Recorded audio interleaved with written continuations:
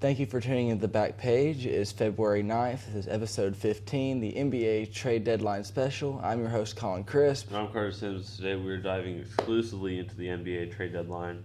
Had a lot of deals go through the wire about the last few hours of the trade deadline yesterday. And so I think it'd be good to kind of recap everything that's happened this trade season. So I think the last trade we talked about was the Heat getting Terry Rozier for Kyle Lowry in a first-round lottery protected pick, excuse me. So let's just go through the list and talk about the trades that have happened since then. So the only trade that we're going to talk about that has happened this month, but not like in the last day or two, is the Rockets traded for Steven Adams from the Grizzlies. The Grizzlies receives Victor Oladipo, Oladipo, and 3 second-round picks.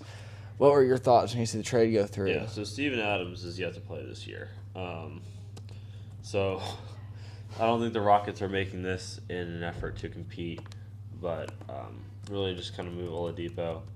And it's funny because Steven Adams actually started his career on the Rockets, and that's not really remembered, but he was in the James Harden trade and he went back to OKC during that. But yeah, Victor Oladipo, I mean, a guy past his prime, unfortunately, but only due to injury. If you remember 2018 in Indiana, Victor Oladipo was that dude. He had the Pacers at a 3 seed as a starting guard for them.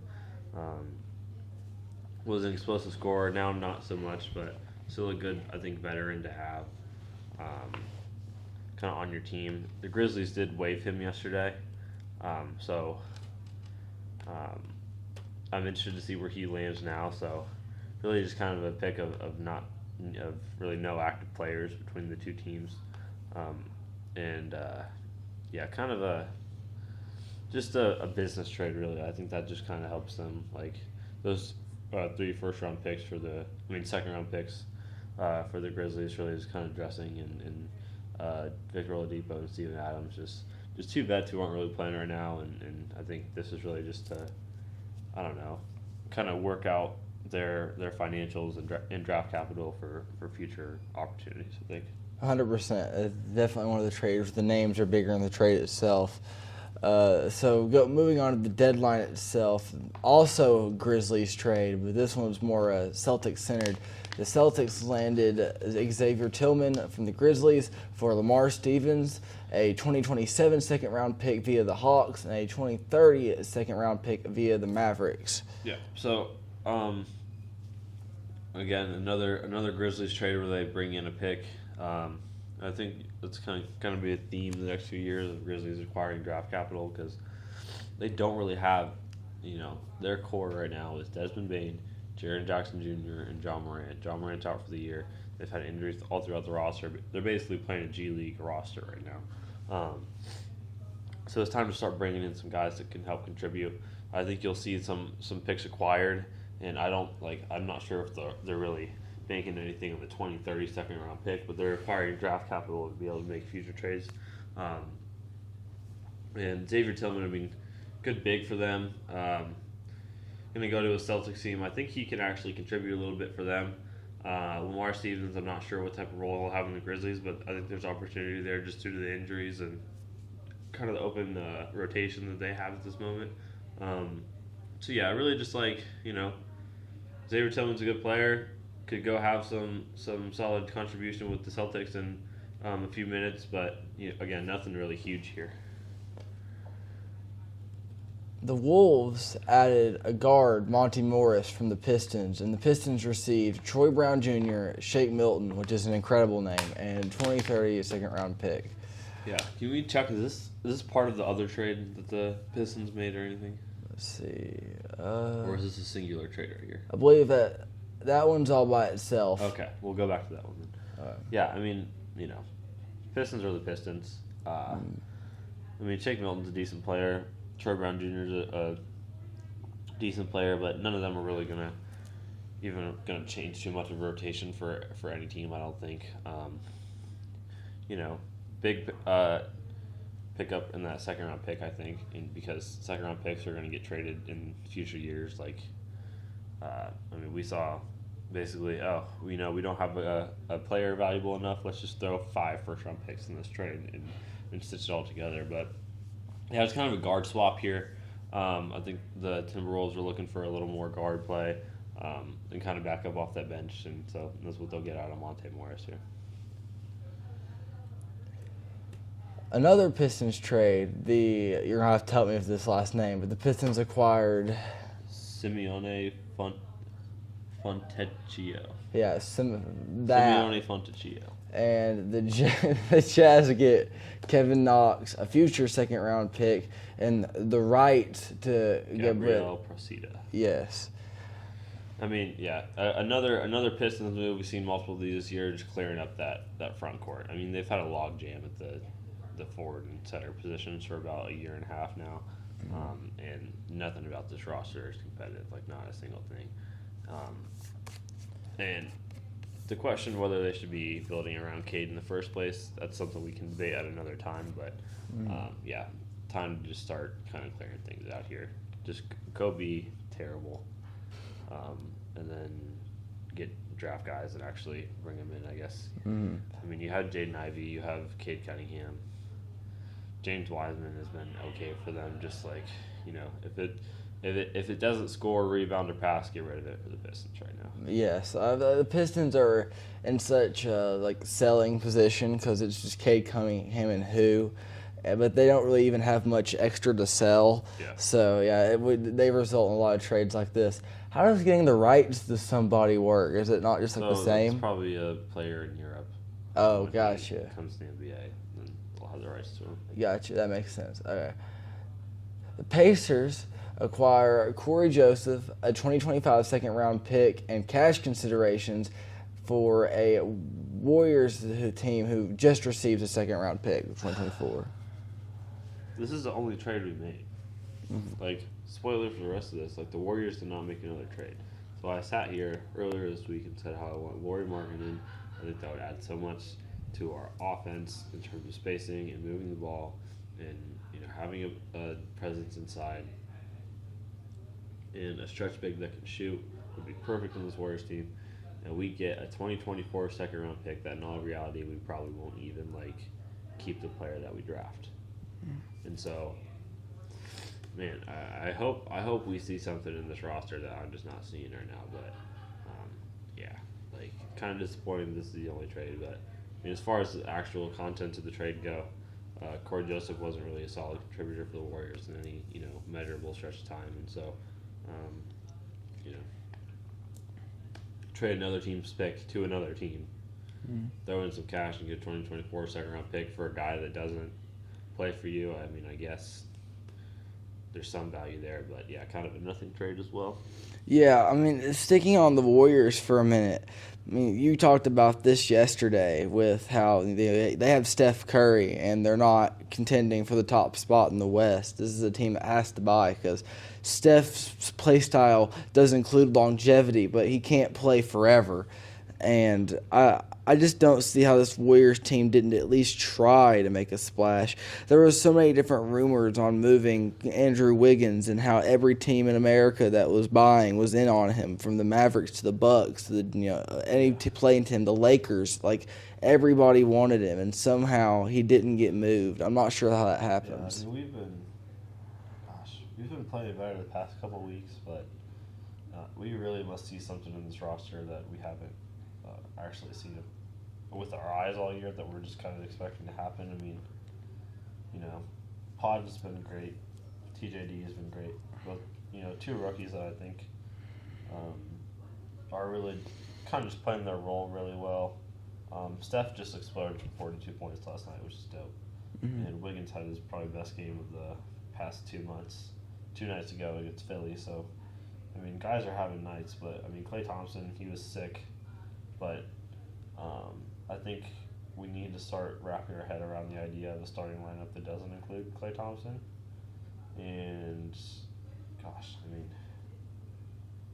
yeah, Draymond averaging a triple single. It's just, I believe in the Warriors' ability to figure it out, but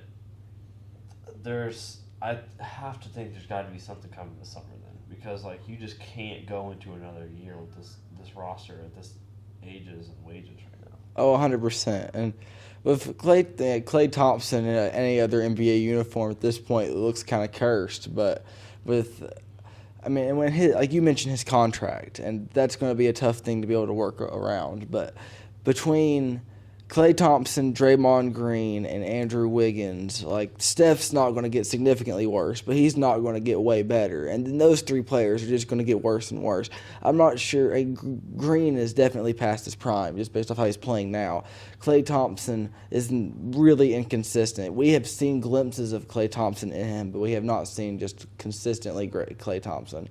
And Andrew Wiggins is really the only easily movable piece that can get you something in return. Just like you said, I really don't see how this team doesn't make big splashes this summer. I even thought the way Jonathan Kuminga's playing, there could still be a big deal there. Yeah. Yeah, I don't know. I don't know. I think Jonathan Kuminga could be a big piece in whatever they end up turning this lineup into after they begin selling and buying. Like, I think that he's a really good piece that you can grow with this team instead of being like a Draymond or Klay where it just like melts. Yeah. Let's see. So the next trade happening on deadline day was the 76ers traded House to the Pistons. The Pistons received Daniel House Jr., a 2024 second-round pick, and cash considerations for the Sixers, who got a 2028 second-round pick. Yeah, I mean, this makes sense in the context of everything else that the Sixers did this deadline. We'll talk about that in a minute. But, trading a guard to the Pistons, and again, the Pistons acquiring a guard that can, I guess, kind of come in and just, be in the rotation. And a pick, which is nice, and some cash, which they'll eventually just pay a rookie to play for them for 4 years and then never really contribute anywhere else. But, yeah, I mean, kind of a low-profile trade here, but something that kind of clears up the Sixers a little bit more when you look at it in the perspective of everything else that happened yesterday. Mm-hmm. The Raptors acquired Kelly Olynyk and Ochai Agbaji. There you go, Ochai Agbaji, and the Jazz received Otto Porter Jr., Kira Lewis Jr., and a 2024 first-round pick. Yeah, so kind of an interesting trade here for the Raptors because they got older with Kelly Olynyk right here. Mm-hmm. And I wasn't really sure what direction the Raptors were going to go in, whether they wanted to do the slow rebuild thing that we saw Utah. We saw, oh, it was right on the tip of my tongue. I always talk about it. I don't know. But where you trade your high-profile guys, get solid role players, and then trade those guys for draft picks in the future. Yeah, I mean, I think the real star of this trade is Otto Porter Jr. going to Utah. Mm-hmm. I think that's a big move. Not a big move, but a really savvy move for them. Can you pull your laptop screen up a little bit? Mm-hmm. Yeah, there you go. And then Ochai Agbaji, if you guys don't remember, he was one of the best players in college basketball at Kansas not too long ago. So, I mean, I guess that's kind of a promising player right there, but hasn't really had the same, same high-profile play in the NBA, but, could still be an interesting piece for the Raptors. But I think this is a really good move for the Utah Jazz right here. 100%. I was about to say that if you didn't, or I was like, this is one of the few trades to the deadline I look at, and I'm like, well, a team definitely won that trade. I feel like Utah came out of that with the upper hand for sure, because I feel like they got the best player in the trade, because Otto Porter Jr. is really good. And then on top of that, the 2024 first-round pick, that's the only pick traded in it. I feel like the Jazz got the two best commodities in it. That's just a good trade for them. Let's see. The Bucks trade Robin Lopez to the Kings for draft rights to. I might want to try that one if I hit it for your best shot. Demetrius Agrovenis. There we go. But he said the Kings also got cash considerations. Yeah, interesting trade for the Bucks here. They trade Robin Lopez for the second time in 3 years. Because if you remember, he was on that team, got traded to the Magic, then went back to the Bucks. Now he's King. And I think that's actually kind of a solid pickup for the Kings here, just because they want big shooting, and I guess you can kind of have that in Robin Lopez a little bit. But yeah, I don't really care about the draft rights Demetrius Argavanis or whatever. But yeah, kind of just a clear up salary clearing trade here for the Bucks, I think. Yeah, I feel like the Kings win that just based off the fact they didn't give up anything for it. You know, they got a big that can kind of shoot for nothing. Like This is that. also a trade that makes more sense in the context of what else the Bucks did Yes, in this window, but 100%. we'll get to that in a minute. So the Mavs acquired a big man in Daniel Gafford. Not the big man I wanted them to make the splash with, but it's something. And the Wizards received Rashawn Holmes and a 2024 first-round pick from the Mavs via the Thunder. Yep. So, whatever the Thunder pan out to have this year, and that could be the 1 seed in the West, the Wizards will get the subsequent draft position from that finish, and I think is how that works out. Yeah, good job on the Mavericks picking up a big, and good job on the Wizards picking up a first-round pick, I think. They have drafted terribly in the past 5 years, so I don't know that really matters. But at least they're trying. I think both teams win this trade. Oh, 100%. I have worries with the Wizards because they can't draft when they have a top 5 or 10 pick, let alone one that's like a borderline second round. But, you know, you got to at least try. And then with the Mavs, I was encouraging them going out and getting a big man, and they got size, and that's what they needed. They needed size. So, the big win for both teams here.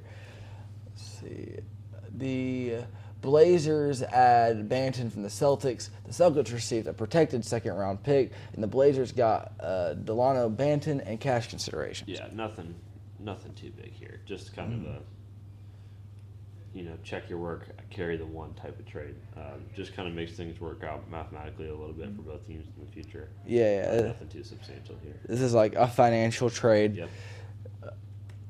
The Celtics add Jaden Springer from the 76ers, and the Sixers got solely a 2024 second-round pick out of it. Okay, this is a very good move by the Celtics here. Jaden Springer is a good player. He's been, let me make sure, let me check my stats real quick, but he's just kind of been coming on strong lately for the Sixers.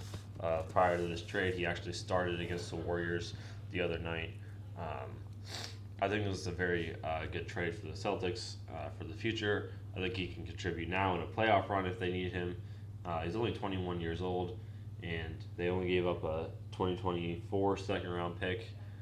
This guy was taken in round 1 with the 28th pick, so basically they drafted a round 1 player with a second-round pick. That's how I view this. 100%. This is a big win for the Celtics.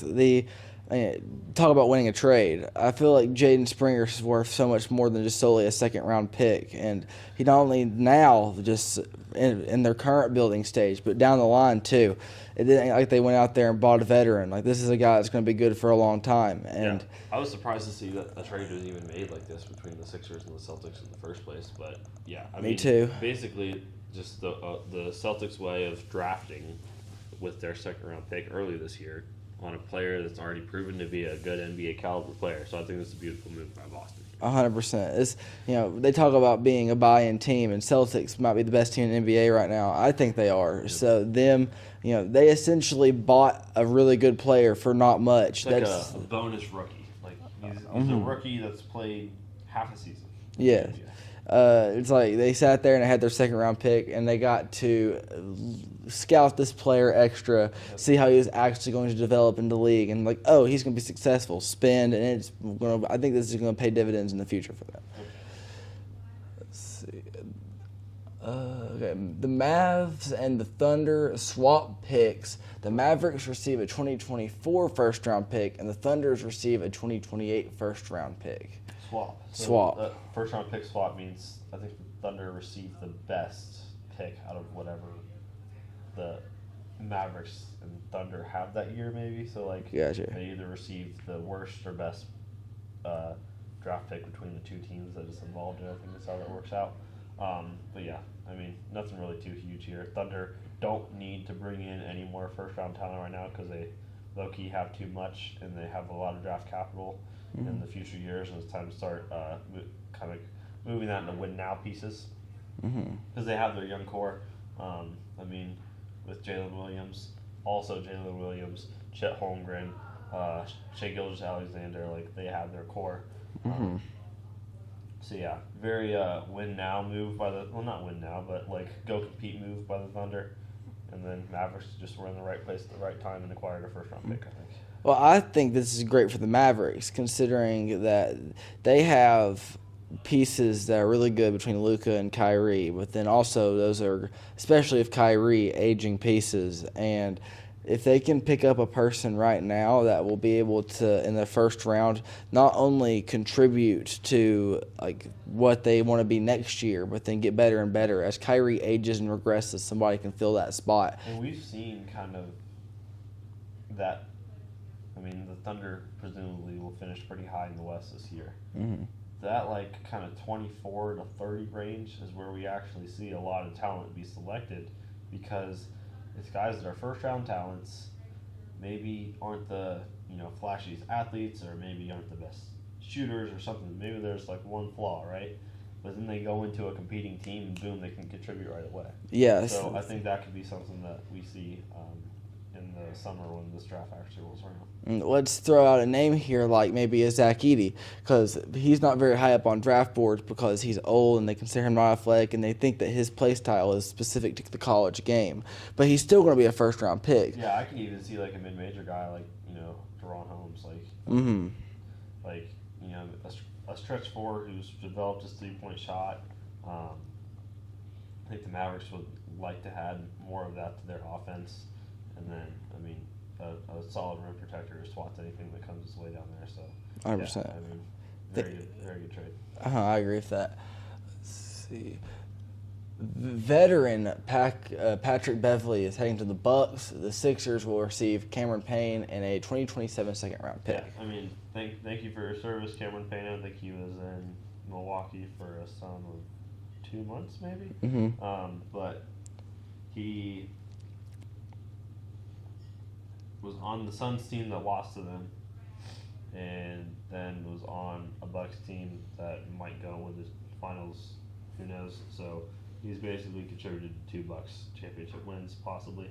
But yeah, Patrick Beverley, really surprised that Philly let him go. Yeah. And surprised they only got Cameron Payne, a second-round pick for him, because he was a big part of that Philly team. But yeah, I mean, I think this is perfect for them.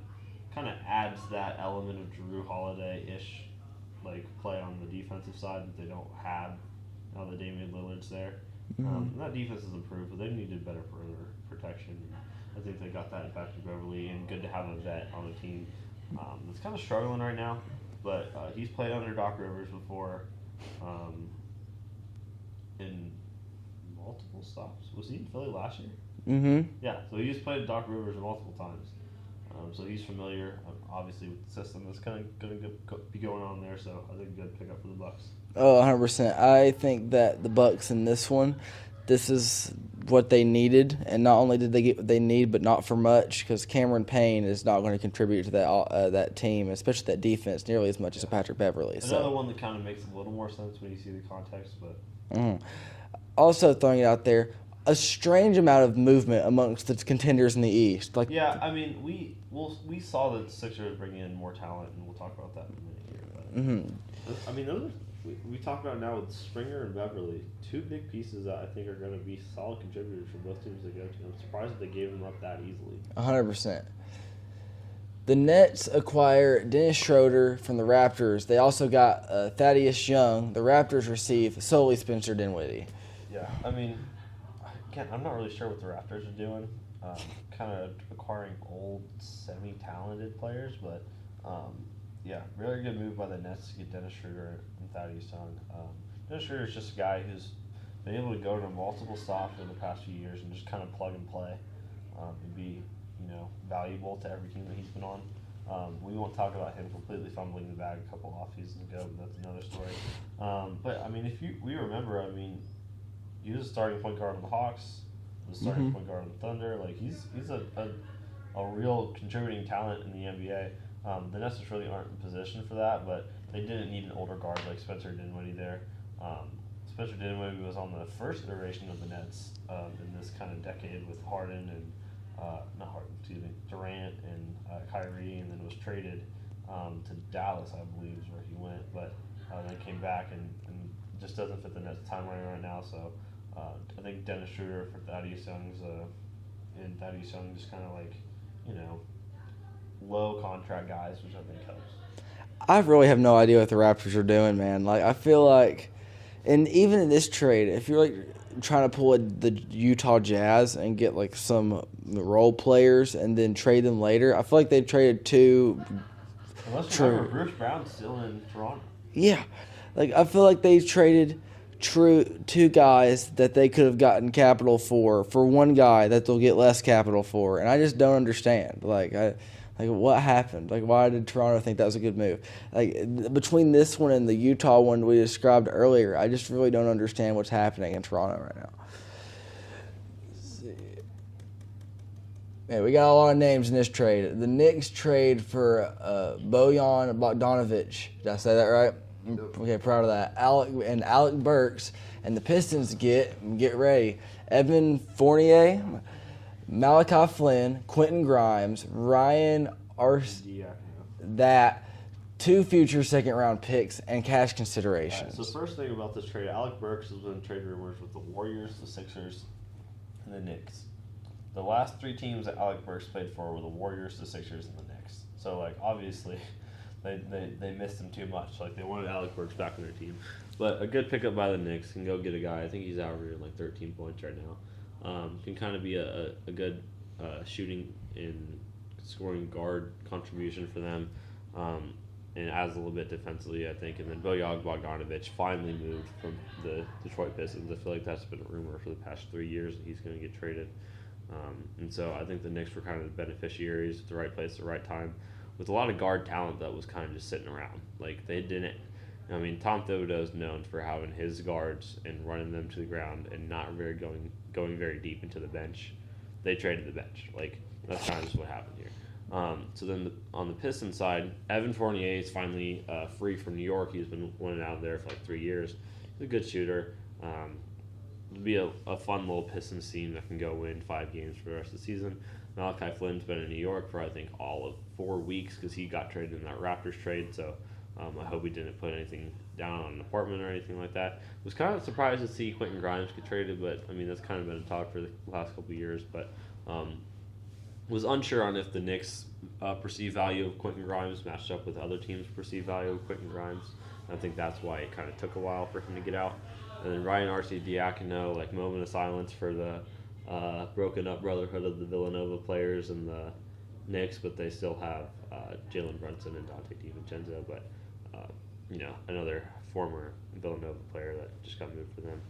And then 2 future second round picks. We'll see if anything comes of that, but just a load of guard talent for the Pistons that I don't know that all of them will contribute, but there's definitely ample opportunity for them too.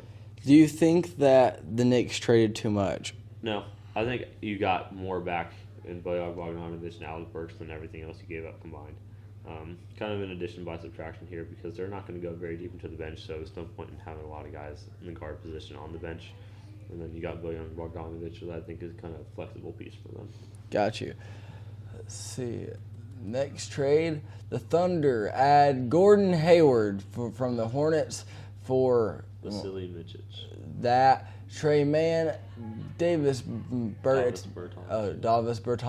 and 2 second-round picks, one for 2024 and one for 2025 via the Rockets and the 76ers, respectively. Yeah, Gordon Hayward's kind of been flying under the radar in Charlotte for the past couple of years, just because they haven't been doing much of anything. He also had a mullet for a solid chunk of time, which is unfortunate. But, yeah, I mean, kind of a good trade for the Thunder here. I could see him being a starter. I think they have him, and then Josh Giddey kind of comes off the bench. But yeah, Hornets. Trey Mann's a good pickup for them. Kind of a young team. I feel like the Hornets have been a young team for the last 15 years. But yeah, I mean it's a fun little piece for them. Davis Bertans and Micic or whatever. Like that's cool. I don't expect them to stick around too long or anything like that. I could see them getting traded in the off season or just not being retained. But yeah, very good pickup by the Thunder to get Gordon Hayward. His contract's a bit deceiving, but I mean, he was a guy that I think people knew he was better than his surroundings. Like he was better than role player on the Hornets at this time, so nice to see him kind of get a new situation. He's a valid starter. I mean, I've watched a whole lot of him thanks to the Hawks and watching them and their Charlotte brethren be terrible together. And Gordon Hayward, I think that he's going to be not just an okay starter, a guy to fill seats. Like, he's going to go in there and contribute for the Thunder. It's a good pickup for them, especially considering they have the really good guard player there right now, and then Chet Holmgren's really good, and having him another fun big man to play with down there, that's big. Let's see. Big trade here, 3-team trade where the Suns add Royce O'Neal and David Roddy. The Grizzlies receive a 2026 first-round pick swap. You know that one? Chimizi Metu. There we go. And Yuta Wantabi. There we go. And the Nets receive Keita Bates-Diop, Ohio State legend, Jordan Goodwin, the draft rights to Venya Marinkovic, and 3 future second-round picks. Yeah, so just a role player roulette here. Royce O'Neal getting traded from the Nets. If we remember back in when Rudy Gobert and Donovan Mitchell got traded, that was kind of the spark that lit the match for them, because it kind of freed up some salary cap space to make those things happen. And so it's just kind of funny seeing him get traded from the Nets. But yeah, I mean, nothing really too substantial for pickups in terms of Suns. I think Royce O'Neal's a nice little pickup, but I mean, finally just a guy who's not like a G League talent that's not named Kevin Durant, Bradley Beal, or Devin Booker. So that's nice. And then, Grizzlies get more draft capital. Chaz Metu's okay. And then Yuta Wantabi, kind of solid player, gets dunked on all the time. All the time. I'm pretty sure Anthony Edwards has gotten him in 5 different posters in the past 2 years, but that kind of smears his reputation a little bit. But he's known as being Kevin Durant's favorite teammates of all time, and so yeah, just a good little role player pickup for them. And then I really like the Keita Bates-Diop pickup for the Nets. And then the draft rights to the other players, that's kind of whatever. But yeah, the Nets I think it's just kind of time to get low contracts of guys that can play and have substantial minutes that can then be traded out later. That's kind of what the Nets are doing right now. 100%. Let's see. 76ers deal for Pacers Buddy Hield. The Sixers get Buddy Hield, of course. The Pacers get Furkan Korkmaz. There we go. Doug McDermott, a 2024 second-round pick, a 2029 second-round pick, and cash considerations. And the Spurs get Marcus Morris, a 2029 second-round pick via the LA Clippers, and cash considerations. Yeah, so I was kind of hoping that the Pacers would hold on to Buddy Hield, but he's one of the best shooters of all time and was highly sought after. And so I think they knew that they were going to get a solid trade value for them. And so, kind of an expected move, but one I was kind of hoping wouldn't happen, but it's whatever. They get Doug McDermott back, who's actually already been a Pacer recently. Good shooter. Kind of a bigger small forward, if that makes any sense. But yeah, and then Furkan Korkmaz, the dude's been requesting trades from the 76ers for years. He's the most low-profile guy to be widely known to be requesting trades, and finally gets out. But yeah, I mean, good on the Pacers to get some second-round pick stock. I think that could trade pretty soon here, because they're kind of similar to the Thunder, where it's time to start working on winning now. And then Spurs, I think, who else? Yeah. Marcus Morris. I mean, next guy that's going to maybe not pass the ball to Wemby in the fourth quarter, we'll see. But yeah, I mean, I think the Pacers, knew they had a lot of value in Buddy Hield, and just was time to capitalize on it before it dropped it all. And the Sixers did the smart thing and went out and got some shooting that they definitely needed. My question for you is, did the Pacers get enough for him? No, but I don't think they did. They should have traded him to the Lakers. I think they could have gotten a lot more last Christmas or last offseason. They wanted to, but I think if they would have held on to him, his value would have been significantly lower in the offseason, so it was just time to sell. Yeah, I think that Buddy Hield's going to be a really big piece for the Sixers. That offense is already prolific, so adding Buddy Hield to it, I just think it's going to get even better. That's a piece that they could have really used And we saw a whole lot of the Sixers, not a whole lot, but we saw quite a few, them opening up money and, selling just a little bit to open up the space. And this was their buy, and I think this is going to be a really splashy, good move for them going into the second half of the season. Let's see. The Mavs pick up P.J. Washington from the Hornets, along with 2 second-round picks, one for 24 and one for 28. The Hornets receive Grant Williams, Seth Curry, and 2027 first-round pick. Yeah, kind of surprising to see them send out Grant Williams, but I think that had kind of been talked about. It's just interesting when you bring in a guy in the offseason and trade him before the next. It's kind of an interesting thing to see. I was surprised that they traded Seth Curry in this trade. I didn't know that they necessarily needed to do that. But P.J. Washington has actually been a really solid player for the Hornets, but they don't have any relevant games, so not really talked about a whole lot. A good kind of 4-spot pickup. It'll be interesting to see if Seth Curry stays in Charlotte. Obviously, he's from there, but I think he's a guy that should be on a competing team. Mm-hmm. So I'd like to see if he gets out soon or not, but good pickup for the Mavericks to kind of get a bigger front court player and some draft capital on the way in. One more of the Mavericks getting size. That's something that we are wanting to see from them going into this. And then also, I was applauding them for getting that first-round pick earlier. They got picked up even more draft picks. These are likely to be traded for something bigger if they want to build around the pieces they've got now. And if they don't, and they don't think that it's the time to do that, then these will be good picks just to see if they can get something out of the second round. Meanwhile, the Hornets, I think that those are 2 pieces they'll end up trading in the offseason. That's they're setting up the trade role players for more picks, which is exactly what the Hornets need to do. You know where Seth Curry should go? Where's that? Yes, reunite him. I think that'd be fantastic. Let's see. We're almost to the end of it here. In fact, we are. That will be your 2024 All right, trade. give me your biggest winner and losers of the trade deadline here. Losers, I'm going Raptors just because it was sad. I was really hoping that they would pick up more pieces to be able to trade and develop upon. And then all they did was lose pieces. I don't think they really gained anything. They just kind of went backwards, and that's just not what we were looking for. And I would say the biggest winner from the deadline, it's close to me between the Sixers and the Bucks.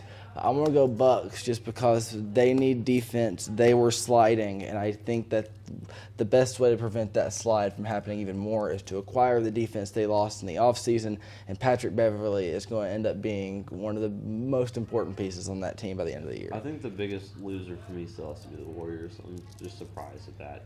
We just sat in our hands. Mm-hmm. Actually, the Bulls also did nothing. Well, you were supporting them doing nothing literally yesterday. No, I'm saying maybe sitting on your hands isn't necessarily a bad thing. Fair. I guess maybe there's more patience in the front office than I have. I just feel like this roster is very old and expensive. Mm-hmm. Can't afford to be a second-round exit again. But so I would say the biggest loser is the Warriors. The biggest winner for me has to be clearing away the Knicks, though. If we look back in summary, they still got OG Anunoby. He's injured to remove a bone fragment and will be out for at least the next 3 weeks, but very, very good pickup for them. And then I really did not see them getting Bogdanovich, but we were able to make it happen and get Alec Burks in the process and kind of trade up the excess guard play that they had on their bench, which is always good. And I kind of talked about maybe Mikal Bridges going to New York and being like a number 2 guy or a number 3 guy for them. Which would have been interesting to see. I still wouldn't rule out the possibility of that, by the way. But I think the Knicks are definitely my biggest winner for this trade deadline. Gotcha. Anything else you want to hit on? My Hawks didn't sell yet. No, I was surprised by that. Me too. I thought Murray was gone, dude. I really did. We'll see. I think a lot of changes are coming this offseason. I wouldn't bet on Trae Young being a Hawk next winter, but we'll see. I think there's going to be a lot of action this offseason. Just based off how this trade deadline went, there's a whole lot of teams that I think that want to buy that didn't. There's a whole lot of teams that want to sell that didn't. I think there's going to be a lot of, as soon as the NBA Finals trophy is handed out, there's going to be a whole lot of movement. Yeah. I could see the Lakers blowing it up. I Really? can see the Hawks blowing it up. I can see the Warriors blowing it up. I can see the Bulls blowing it up. I can see the Pelicans blowing it up. I think there's a lot of teams that are destined to blow it up here. But we'll have to just kind of wait and see in the summer and kind of see how these trades play out for the rest of the season here. Thank you for tuning into the Back Page. You can find us on Spotify and YouTube.